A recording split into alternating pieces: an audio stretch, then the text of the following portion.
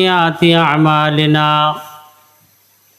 من يهده الله فلا مضل له ومن يضلله فلا هادي له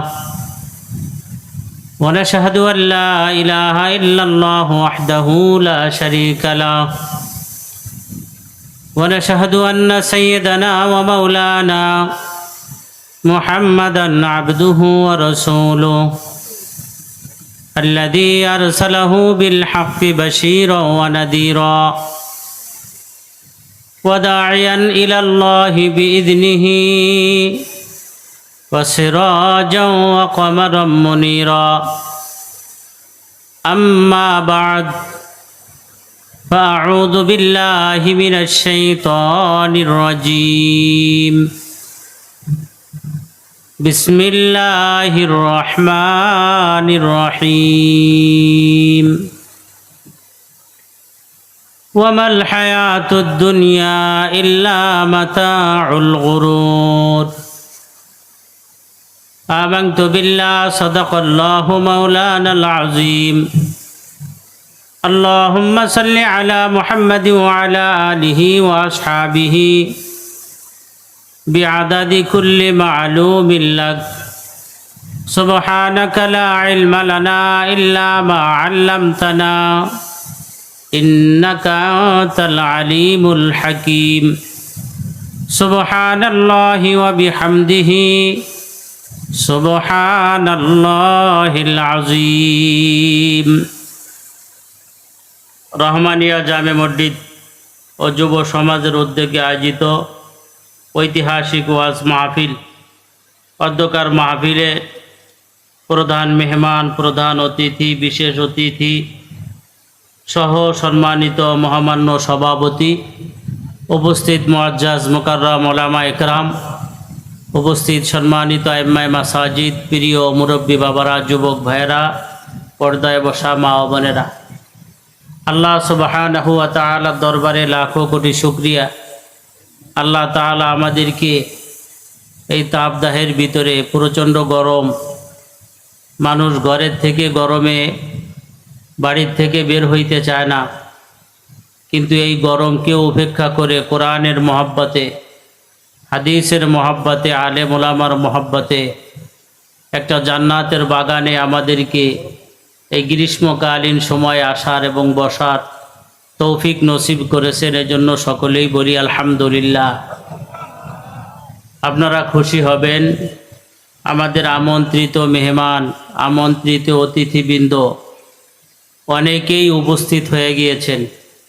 তার ভিতরে আমাদের আজকের মাহফিলের মধ্যমণি, বড় আলেম, বড় বুজুর্গ মানুষ হুজুর আমাদের মাঝে অনেক আগেই উপস্থিত হয়েছেন, বলি আলহামদুলিল্লাহ। বেশি সময় হুজুর নেবেন না, অল্প সময়ের ভিতরেই হুজুর আমাকে নির্দিষ্ট সময় দিয়ে দিয়েছেন, এই সময়ের ভিতরে হুজুর মঞ্চে আসবেন। আজকের এই মাহফিলের সম্মানিত সভাপতি যিনি, তার সাথে কিন্তু আমি পরিচিত হইনি বা আমরা পরিচিত হইনি। সম্মানিত সভাপতি মহোদয় কি আছেন? সভাপতি মহোদয় তার সম্মানিত চেয়ার, তার আসন গ্রহণ করলে ভালো হয়। যাই হোক, আজকের মাহফিল যারা করেছেন আল্লাহ পাক রব্বুল আলামিন তাদেরকে কবুল আর মঞ্জুর করে নেন। আমরা দুনিয়ার জীবনে আছি, যেই জীবনটায় আছি এই জীবনটার নাম দুনিয়ার জীবন, কি বলেন তাই না? এর আগে একটা জীবনে আমরা ছিলাম, এরপরে আর একটা জায়গায় আমরা থাকব। ওইখানে কয়েকটা স্টেশন, তো সব স্টেশন মিলে নাম হলো একটা, সেটা হলো পরকাল। সেটা কি বলেন? পরকাল। আর যেখানে আসি এটার নাম এহকাল বা দুনিয়া। পরকালের সুখ, পরকালের শান্তি, এটা হলো আসল সুখ, আসল শান্তি। দুনিয়ার কষ্ট, দুনিয়ার শান্তি, এটা মূলত শান্তির ভিতরেও না, কষ্টের ভিতরেও না। একজন মানুষকে আল্লাহ তাআলা কিয়ামতের ময়দানে ডাক দিয়ে বলবেন, বান্দা তুমি দুনিয়ায় কেমন ছিলা, দুনিয়ার জিন্দেগিটা কি অবস্থার উপরে তুমি কাটাইছো। তো এই লোকটা চিন্তা করবে, আল্লাহর সামনে যদি একটু গরিবী হালাত বলা যায়, কষ্ট দুঃখের কথা বলা যায়, তাইলে তো আল্লাহ দয়া করে মনে হয় ভালো কিছু দিতে পারে। এই জন্য সে নিজের দুর্বলতা প্রকাশ করবে, বলবে আল্লাহ দুনিয়ায় ভালো ছিলাম না, থাকার জায়গা ভালো ছিল না, খাবারের ব্যবস্থা ভালো ছিল না, এরপরে আমার ইজ্জত ছিল না, সম্মান ছিল না, মাঠে কাজ করতাম, খুব কষ্ট হয়েছে, মানে কষ্টরে খুব বেশি করে বলার চেষ্টা করবে। আল্লাহ তাআলা ফেরেশতাদেরকে বলবেন, আমার এই বান্দাকে জাহান্নামের দৃশ্য দেখাই নিয়ে এসো। তো যখন জাহান্নামের দৃশ্য তারে দেখানো হবে, পরে আল্লাহ বলবে, এবার বলো দুনিয়ায় কেমন ছিলাম। বলবে আল্লাহ দুনিয়ায় আমি জান্নাতের ভিতরে ছিলাম। বলে এতক্ষণ না বললে তুমি খুব কষ্টে ছিলা। কয় আল্লাহ জাহান্নামের অবস্থা দেখে আমি বুঝছি যে দুনিয়ার কষ্ট কোনো, বলেন দুনিয়ার কষ্ট কোনো কষ্টই নেই, এগুলো সব বুয়া, অনেক ভালো ছিলাম আল্লাহ, সমস্যা নাই। আর একজন মানুষকে আল্লাহ জিজ্ঞাসা করবেন তুমি কেমন ছিলা, সে তো বলবে যে আল্লাহর সামনে খুব ভালোভাবে বলি, আল্লাহ খুব ভালো ছিলাম, এসির ভিতরে থাকছি, আরামে থাকছি, সুখে থাকছি, ইজ্জত ছিল, সম্মান ছিল, টাকা ছিল। তা আল্লাহ তাআলা বলবে যাও ওকে জান্নাত দেখাই নিয়ে এসো। তো জান্নাতের সামান্য অংশ যখন সে দূরের থেকে দেখবে, আইসা আল্লাহর কাছে বলবে আল্লাহ আমি দুনিয়ায় ফকিরের বাচ্চা ছিলাম, আমি দুনিয়ায় কোনো শান্তি পাইনি, কারণ এই জান্নাতের শান্তির তুলনায় দুনিয়ার শান্তি কোনো শান্তি না। সুতরাং ওই পরকালের সুখ হলো বড় সুখ, পরকালের শান্তি হলো বড় শান্তি, পরকালের কষ্টটাও হলো বড় কষ্ট, পরকালের দুঃখও হলো বড় দুঃখ। আর এই পরকালকে সুখ করা, পরকালকে দুঃখের জায়গা বানানোর জন্য আল্লাহ আমাদেরকে নির্দিষ্ট একটা জায়গা দুনিয়ায় দিছে। ওইখানের সুখ আমার গতরে লেখা নাই, আমার গায়ে লেখা নাই, এখান থেকে আমাকে ইনকাম করে কামাই করে ওইখানের সুখ শান্তি তৈরি করতে হবে। এই কথাটুকুই হলো ওয়াজ নসিহতের মূল কথা। কথা ঠিক কিনা জোরে বলে। এখান থেকে কামাই করবেন, ওখানে ভালো পাবেন, এখান থেকে সুখ পাবেন, ওখানে ভালো পাবেন, এখান থেকে যা সুখের ব্যবস্থা আপনি গ্রহণ করবেন ওইখানে, এটা আবার আল্লাহ আপনাকে জানাই দিছে কোরআনের মাধ্যমে মেসেজ দিয়ে, নবীদের মাধ্যমে মেসেজ দিয়ে জানাই দিছে যে পরকালের সুখ এই কাজটা করলে হয়, পরকালের সুখ বাপ মা সেবা যত্ন করলে হয়, মুরব্বীদের সেবা যত্ন করলে হয়, জনকল্যাণে কাজ করলে হয়, পরকালের সুখ শান্তি আল্লাহর হুকুম নবীর তরিকায় চলার ভিতরে তৈরি হয়, পরকালের সুখ শান্তি মানব কল্যাণে কাজ করার দ্বারা তৈরি হয়। আর পরকালের দুঃখ মানুষের হক নষ্ট করা, মানুষের জায়গা জমিন দখল করা, আইল কাইটে জমি বাড়ানো, সুদ খাওয়া, ঘুষ খাওয়া, জেনা বেবিচারি করা, মানুষ খুন করা, বাপ মার নাফরমানি করা, স্ত্রীর হক নষ্ট করা, বোন ভাইয়ের হক নষ্ট করা, চুরি করা, ডাকাতি করা, এইগুলো করলে পরকালে দুঃখ বাড়ে, অশান্তি বাড়ে, কষ্ট বাড়ে। এটাও কিন্তু আল্লাহ পাক রব্বুল আলামিন আমাদেরকে জানাই দিয়েছেন। কথা ঠিক কিনা জোরে বলে। এবার জানাই দেওয়ার পরে আল্লাহ কি বলেন, সব জানানোর পরে আল্লাহ বলেন ফালিন শাহ ফালিউমিন ওয়াইন শাহ ফালিয়াকফুর। আমি তোমাকে ভালো মন্দ বোঝার জন্য সমস্ত প্রসেসিংগুলো করে দিলাম। ভালোটাও তোমার সামনে ওপেন, খারাপটাও তোমার সামনে ওপেন, কোনোটা আমি লুকাই রাখি নাই। নামাজকে আমি তোমার সামনে ওপেন করে দিয়েছি, রোজা বলো, হজ বলো, জাকাত বলো, দান সদকা বলো, এটা আমি তোমাদের সামনে প্রকাশ করে দিয়েছি। গুনার কাজ কোনগুলা এটাও আমি লুকাই রাখি নাই। আমি আল্লাহ তোমাকে বোঝার মতো ক্ষমতা দিয়ে দিয়েছি। এবার তোমার ইচ্ছা, খালি ইনশা, যদি তোমার মন চায় যে আমি পরকালে জান্নাতে যাব, পরকালের সুখের জায়গা কামাই করে নেব, ফালিউমিন, তবে তুমি মুমিন হয়ে যাও, তবে তুমি ইমানদার হয়ে যাও, তবে তুমি আল্লাহকে মেনে নাও, নবীকে মেনে নাও, আল্লাহর দেওয়া বিধি বিধান মেনে নাও, নবীর দেওয়া বিধি বিধান মেনে নাও। আর যদি তোমার মন চায় না, পরকালের শান্তি আমি চাই না, যেমন ফিরাউন বলেছিল পরকালের সুখ আমার দরকার নাই, পরকালের শান্তি আমার দরকার নাই, পরকালের জান্নাত আমার দরকার নাই। আল্লাহ তুমি আমারে দুনিয়ায় দিয়ে দাও। আল্লাহ কায়ে ফালিয়াকফুর, তাহলে যাও তুমি কুবুরি করো, আল্লাহকে গালি দাও, নবীকে গালি দাও, মসজিদের বিরুদ্ধে কথা বলো, মাদ্রাসার বিরুদ্ধে কথা বলো, চুরি করো, বাটপাড়ি করো, সেটারি করো, বাপ মার সাথে নাফরমানি করো, এগুলো সব কুফুরি কাজ, এগুলো সব অন্যায় কাজ। এগুলো তোমার স্বাধীনতার ভিতরে আমি আল্লাহ জোর করে তোমাকে ঘাড় ধরে ধাক্কাইয়া মসজিদের ভিতরে নেব না। আবার জোর করে তুমি মসজিদে ঢুকলে আমি আল্লাহ ঘাড় ধরে তোমারে বের করেও দেব না। মদের বোতল হাতে নিলে আমি আল্লাহ তোমার হাতকে অবশ করে দেব না। আবার কোদাল দিয়ে পরের জমির আইল কাটতে গেলে ওই হাতও আমি আল্লাহ অবশ করে দেব না। পরনারীর উপরে জেনা বেবিচারে আগ্রত হলে আমি আল্লাহ সেখানেও তোমাকে পাথর বানাইয়া জমাটবদ্ধ করে দিব না। কারণ আমি আল্লাহ বোঝার মতো আকল তোমারে দিয়েছি, আমি আল্লাহ তোমারে বুঝাইছি। ও দুনিয়ার মানুষ শুনিয়া নাও, যেই দুনিয়ার মহব্বতে পড়ে তুমি আজকে গুনার কাজ করো, বাড়ি করার জন্য গুনাহ করো, গাড়ি করার জন্য গুনাহ করো, যেই তুমি ঘর দরজা সাজানোর জন্য পাপাচার করো, সুদ খাও, ঘুষ খাও, গভর্নমেন্টের টাকা মেরে খাও, জনগণের টাকা মেরে খাও, সুদের উপরে টাকা লাগাও, এই যে অন্যায়গুলো তুমি করো, এগুলো সব হলো দুনিয়ার মহব্বত। কিন্তু তুমি জানিয়া নাও দুনিয়াটা কতদিন পর্যন্ত তুমি থাকবে, এটা কিন্তু আমি তোমার সামনে ওপেন করি নাই, এটা আমি আল্লাহ গোপন করে রাখছি। কয়দিন দুনিয়ায় থাকবে, আরো 10 বছর বাঁচবে, নাকি 10 মাস বাঁচবে, নাকি 10 দিন বাঁচবে, নাকি 10 ঘন্টা বাঁচবে, এটা বোঝার মতো কোনো আন্দাজ ক্ষমতাও আমি আল্লাহ দুনিয়ার কোনো মানুষকে দেই নাই। কথা ঠিক কিনা জোরে বলেন? আমি আল্লাহ তোমাকে দেই নাই। এবার তোমাকে আমি আল্লাহ বারবার করে বুঝাই, বান্দা ওয়ামাল হায়াতুদ দুনিয়া ইল্লা মাতাউল গুরুর।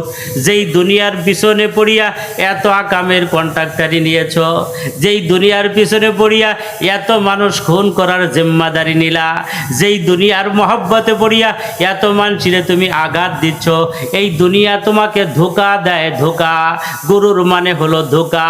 ধোঁকা মানে দুনিয়া কামাই করবা, খাইতে পারবা না, দুনিয়া অর্জন করবা, ভোগ বিলাস করতে পারবা না, এই দুনিয়া হলো তোমাকে ধোঁকা দেয়।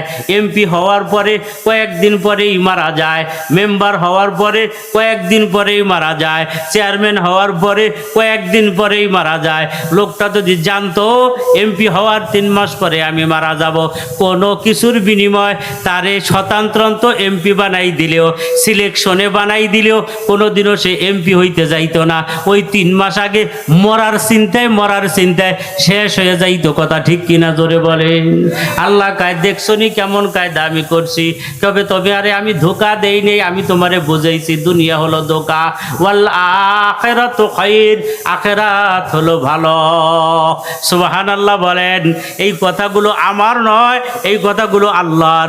আল্লাহ কায় ওয়াল আখিরাতু খায়র, আখিরাত হলো ভালো, আখিরাতের থাকার জায়গা ভালো, আখিরাতের খাওয়ার জায়গা ভালো। সুতরাং এই দুনিয়ার মানুষ আমার করে বাড়ি করো, গাড়ি করো, ঘর করো। এই কথার পরিপ্রেক্ষিতে নবীজি আবার এক হাদিসের ভিতরে আফসোসের সাথে বলেন, ইয়াকুলু বনি আদম মালি মালি মালি। মানুষ কথায় কথায় বলে আমার মাল, আমার মাল, আমার মাল। বাড়িটা কার? আমার। ঘরটা কার? আমার। এই জমিটা কার?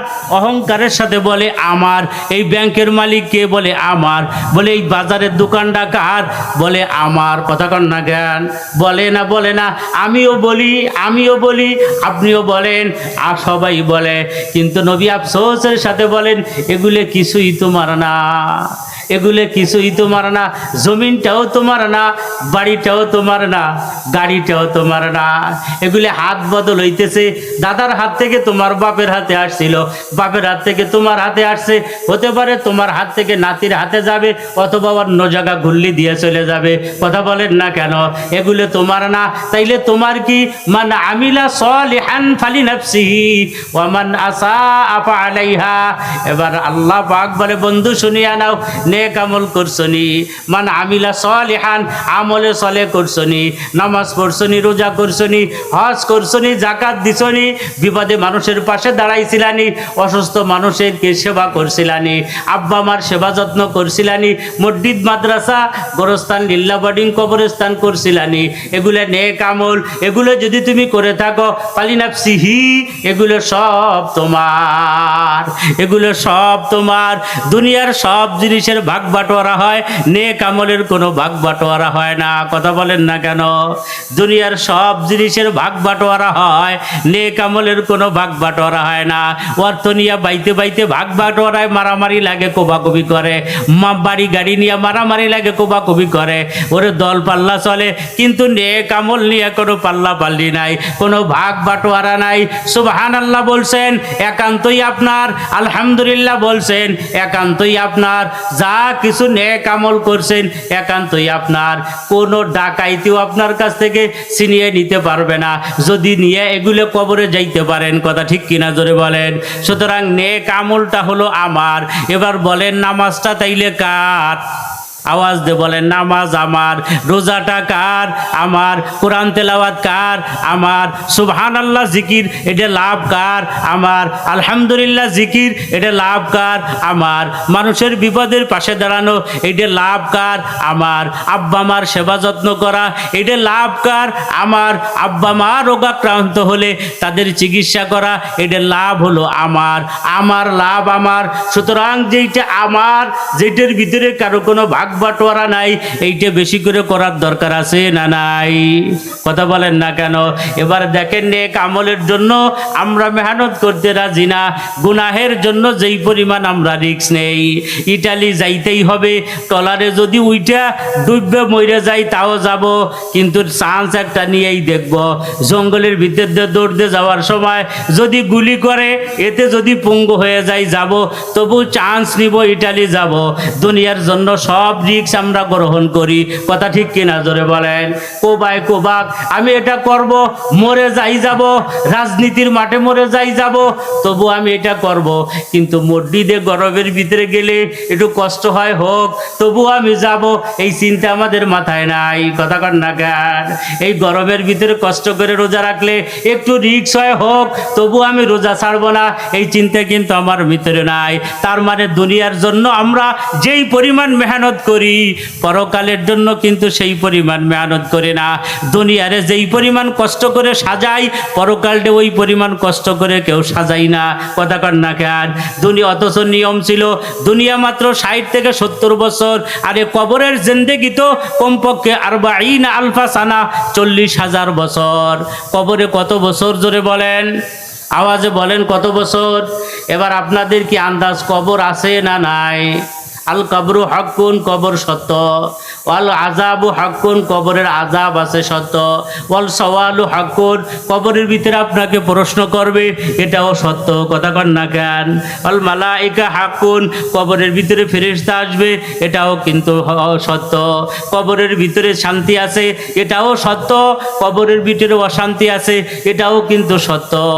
একদল মুনাফিক, তারা বলে কবর বলতে কোনো কিছু নাই। কথা কন না কেন? মরলেই তো মরে গেলাম।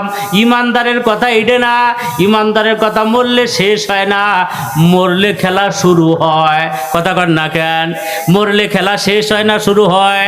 কথা কন, মরলে, আরে মরলে তো শুরু হয়, মরলে তো বড় ফাইনাল খেলার ভিতরে যায়।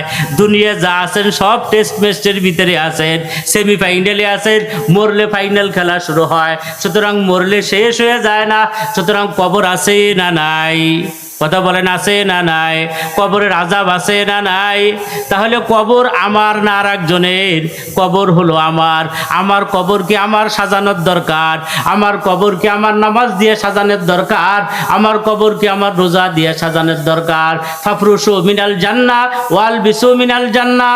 হে কারির হাটের মানুষেরা, সদরপুরবাসীরা, ভালো করে মনে রাখবেন ভাই, মাত্র 40 ডিগ্রি তাপমাত্রা, আবহাওয়া খোলা, এখান থেকে দৌড় দিয়ে ওখানে যাওয়া যাওয়া যায়, এই গাছতলা থেকে ওই গাছতলায় যাওয়া যায়, ফ্রিজের ঠান্ডা পানি খাওয়া যায়, ফ্যানের বাতাসের নিচে বসা যায়, হাত পাংখা দিয়ে বাতাস করা যায়। এরপরে অতিষ্ঠ মানুষ বাঁচে না, বাঁচে না, বাঁচে না। এবার একটু চিন্তা করে দেখেন কবরের ভিতরে কত ডিগ্রি গরম হইতে পারে, যেখানে ভালো বাতাস ঢোকার কোনো জায়গা নাই, অক্সিজেন ঢোকার কোনো জায়গা নাই, যেখান থেকে দৌড় দিয়ে আর এক জায়গায় যাওয়ার জায়গা নাই, যেখানে হাত পাংখা ফ্যানের ব্যবস্থা নাই, তাহলে কবরের অবস্থাটা কেমন হবে? সুতরাং ইমানদারেরা, কবরের চিন্তা করো, কবরের ফিকির করো, কবরকে সাজাও। কবরের সিস্টেম আছে, ফাফরুশু মিনাল জান্নাহ ওয়ালবিসু মিনাল জান্নাহ। বান্দার যদি নেক আমল ভালো হয়, বান্দার যদি নেক আমল আল্লাহর দরবারে পছন্দ হয়, নেক আমলটাকে পোশাক বানাইয়া জান্নাতের পোশাক কবরের ভিতরে আল্লাহ তাকে পরাইয়া দিবে। কন্যা সুবহানাল্লাহ।